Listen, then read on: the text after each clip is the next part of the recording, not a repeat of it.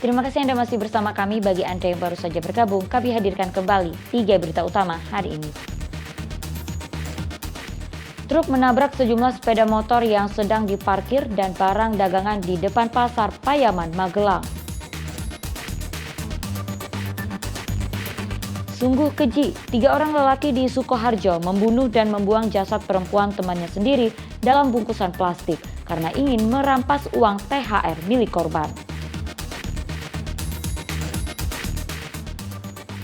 Ratusan guru dari berbagai sekolah di Cilacap mempertunjukkan metode pengajaran di sekolah yang menyenangkan dan tidak membosankan bagi murid di kelas.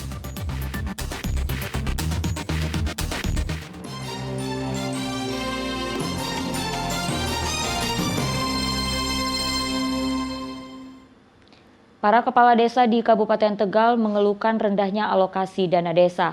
Selama ini alokasi dana desa di Kabupaten Tegal masih di bawah 10% dari APBD. Acara silaturahmi daerah paguyuban kepala desa Praja Kabupaten Tegal di Pendopo Amangkurat Komplek Pemkab Tegal Rabu lalu menyoroti rendahnya alokasi dana desa atau ADD yang diterima masing-masing desa di Kabupaten Tegal. Para kepala desa mengungkapkan ADD untuk masing-masing desa yang bersumber dari dana alokasi khusus saat ini masih di bawah 10%. Jumlah tersebut dinilai para kepala desa sangat minim, bahkan untuk operasional pembangunan di desa seringkali minus. Minimnya kucuran alokasi dana desa mengakibatkan pembangunan di desa terhambat dan para kepala desa harus putar otak untuk mencari tambahan dana dari sumber lain agar keberlangsungan operasional desa tidak mandek. Para kepala desa meminta ADD setidaknya pada kisaran minimal 20% dari dana alokasi khusus untuk menunjang pembangunan di desa. Jika tidak, akan sangat sulit untuk mewujudkan pembangunan desa yang berguna menopang pembangunan nasional. ADD kami sangat minim, bahkan untuk operasionalnya kami harus mencari tambahan-tambahan income dari desa. Yang jelas masih sangat kurang, itu karena untuk ADD yang bersumber dari DAU itu kita sangat minim. Yang sebenarnya amanat undang-undang itu kan minimal 10%. Yang sebenarnya kalau minimal 10% berarti bisa 15, 20 atau mungkin bisa 30%.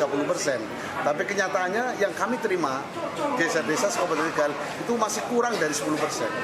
Itu ya kecil ya, menurut saya masih kecil, sehingga saya pribadi sebagai kepala desa mengharapkan siltap naik, kemudian kesejahteraan Kades dan perangkat, termasuk BPD, RT, kemudian LKD yang lain naik ya, akan meningkatkan kinerja dan nanti didukung oleh DAU dari pusat maupun bisa juga bantuan keuangan kita ya, yang selama ini bantuan keuangan ke desa itu masih kecil loh. Sebagian besar diusulkan oleh Dewan, sebagian besar ya. Kita ingin sebetulnya bantuan keuangan diusulkan oleh eksekutif. Para kepala desa juga menyayangkan tingginya sisa lebih perhitungan anggaran atau silpa alias anggaran yang tak terpakai di Kabupaten Tegal. Menurut para kades, silpa lebih baik dipakai untuk menambah ADD daripada harus kembali ke kas negara. Kuncoro Wijayanto melaporkan dari Kabupaten Tegal. Partai politik di Kabupaten Tegal telah membuka pendaftaran kandidat bakal calon bupati yang akan diusung pada pilkada bulan November mendatang. Sejumlah kandidat telah mendaftar sebagai bakal calon bupati ke partai politik yang telah membuka penjaringan bakal calon bupati wakil bupati. Diiringi musik rebana dan dikawal ratusan pendukungnya, Muhammad Muhmin Rabu siang mendaftar sebagai bakal calon Bupati Tegal di kantor DPC PDI Perjuangan Kabupaten Tegal. Pria yang juga menjabat sebagai kepala desa Yaman Sari ini mengaku berhasrat mengikuti kontestasi pemilihan bupati karena dorongan warga dan rekan-rekannya sesama kepala desa. Kades yang juga menjabat sebagai Ketua Paguyuban Kepala Desa Kabupaten Tegal adalah orang kedua yang mendaftar sebagai bakal calon Bupati Tegal melalui DPC PDI Perjuangan Kabupaten Tegal. Hari ini alhamdulillah kita sudah mendaftar di DPC PDI Perjuangan untuk menjadi Bupati Kabupaten Tegal periode 2024 sampai 2024. mungkin harapan kita dan termasuk dari teman-teman peraja yang kebetulan saya diminta untuk didaulat untuk maju jadi calon Bupati Kabupaten Tegal, tentunya siap.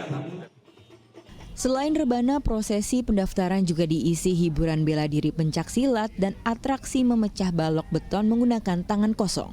Pilkada Kabupaten Tegal akan digelar tanggal 27 November 2024.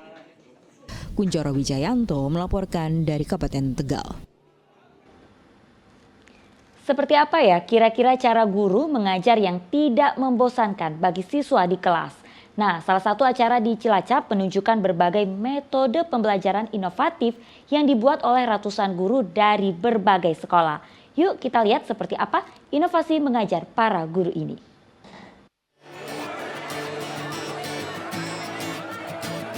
Menyimak pelajaran di kelas tapi tidak membosankan? Wah, para pelajar tentu senang jika gurunya di kelas bisa menerangkan pelajaran dengan cara-cara yang menyenangkan, sekaligus mudah dimengerti. Apa yang dilakukan oleh 300 guru dari berbagai jenjang pendidikan di pendopo Kabupaten Cilacap ini layak disimak. Mereka semua menyuguhkan kreativitas dan inovasi metode pembelajaran yang menarik. Jika metode menggunakan perangkat digital saat ini sudah menjadi hal biasa, sejumlah guru justru memilih menggunakan metode mengajar dengan permainan tradisional. Seperti yang disuguhkan oleh seorang guru SMP Negeri Sidareja. Guru ini menggunakan media permainan tradisional untuk mempermudah mengajarkan mata pelajaran bahasa Jawa. Melalui permainan tradisional zaman dulu, justru mempermudah para siswa dalam memahami kosakata maupun kalimat dalam pelajaran bahasa Jawa. Guru menggunakan media permainan tradisional mulai dari lempar dadu, permainan ular tangga, hingga melempar gangsing. Bermain sambil belajar justru memudahkan siswa memahami arti dan konteks bahasa Jawa. Ini adalah metode bermain ular tangga. Jadi anak lebih bergerak, suka bergerak, jadi mereka itu lebih senang dalam pembelajaran. Daripada mereka itu menghafalkan di dalam tempat duduk saja, maka saya menggunakan metode ular tangga ini untuk mereka lebih aktif, Bapak. Ini ide dari mana bisa kayak gini, metode apa? Saya mengingat masa kecil saya, Bapak. Ketika masa kecil saya itu ada permainan ular tangga yang begitu menyenangkan. Maka dari itu saya aplikasikan untuk dibuatkan dalam pembelajaran di sekolah. Para guru yang tampil di Festival Guru Penggerak Inovasi Pendidik telah melalui seleksi ketat oleh Balai Besar Guru Penggerak Provinsi Jawa Tengah. Para guru yang telah mengikuti program Guru Penggerak akan menjadi pelopor inovasi sistem pendidik di Kabupaten Cilacap. Untuk mengejar ketertinggalan pendidikan kita dengan luar negeri yang lebih maju, maka kalau anak-anak harus kreatif, maka lebih dulu guru-gurunya harus kreatif inovatif dulu.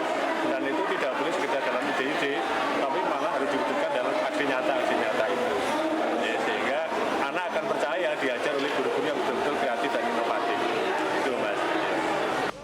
Harapannya, apa yang ditampilkan pada festival ini tidak hanya berhenti sebagai pertunjukan saja, tapi metode pengajar yang menarik dan mempermudah pemahaman berbagai mata pelajaran bisa ditularkan ke seluruh guru dan sekolah yang ada di Cilacap. Sehingga siswa di kelas bisa belajar dengan gembira dan kualitas pendidikan serta siswa lulusan sekolah di Cilacap bisa meningkat. Mardianto melaporkan dari Cilacap.